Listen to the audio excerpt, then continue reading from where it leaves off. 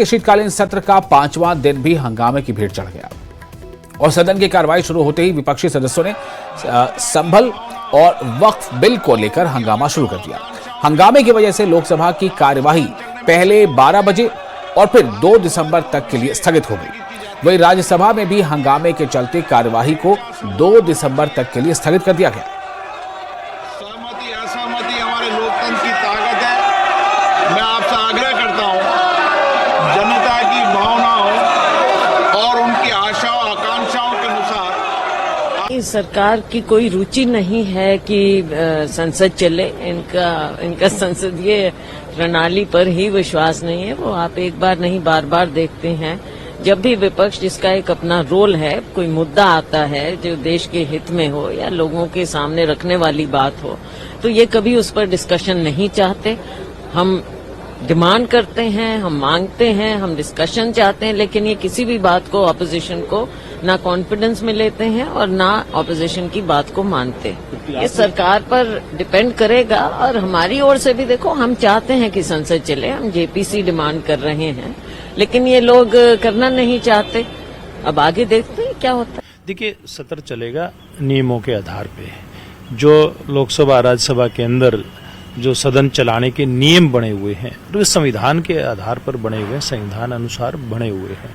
और मैं समझता हूं अभी संविधान की हमने 26 नवंबर को जो अंगीकार किया देश ने संविधान को, उसकी 75वीं वर्षगांठ हम मना करके आए हैं। तो हम सब लोगों को संविधान की मर्यादाओं में रह करके और नियमों के आधार पे सदन के अंदर चर्चा की मांग करनी चाहिए।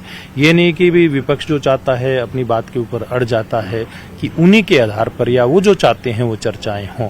जब सदन का नेता बोलता है, देश के प्रधानमंत्री जी यानी कि नरेंद्र मोदी जी का जब भाषण होता है, उसमें भी विपक्ष शुरू से लेकर के जब तक उनका भाषण चलता है वो मतलब नारेबाजी करते हैं। क्या विपक्ष की यही भूमिका है क्या?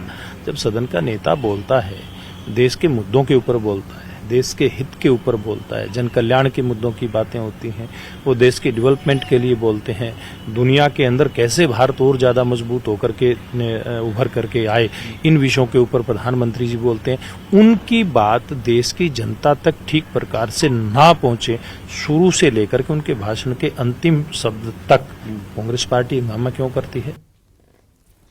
और आपको बताया कि बीजेपी अपने मिशन 50 लाख सदस्यता अभियान में जोर शोर से जुटी है। बैठकों का दौर जारी है। इसी कड़ी में बीजेपी प्रदेश अध्यक्ष मोहनलाल भड़ौली यानी हरियाणा के प्रदेश अध्यक्ष जो है मोहनलाल भड़ौली, वो कुरुक्षेत्र पहुंचे और कार्यकर्ताओं को मिशन 50 लाख सदस्यता अभियान को लेकर जरूरी टिप्स दिए। इस दौरान उन्होंने कहा कि अब तक 18 लाख सदस्य बन चुके हैं। 3 दिसंबर तक बीजेपी अपने मिशन 50 लाख को पूरा कर लेगी। प्रत्येक विधानसभा में 50,000 कार्यकर्ता बनाने का लक्ष्य रखा गया है। जी हां, प्रत्येक विधानसभा में 50,000 कार्यकर्ता बनाने का लक्ष्य रखा गया है, जबकि बड़ी विधानसभा में यह लक्ष्य 1 लाख सदस्यों का है। हरियाणा में तीसरी बार भारतीय जनता पार्टी की स्पष्ट बहुमत की सरकार बनी और स्पष्ट बहुमत की सरकार बनने के बाद जो हमारा संगठन पर्व चला है, इसमें 50 लाख सदस्य भारतीय जनता पार्टी के नए बनाना, दोबारा से बनाना, सबको रिन्यू करते हुए बनाना। भारतीय जनता पार्टी की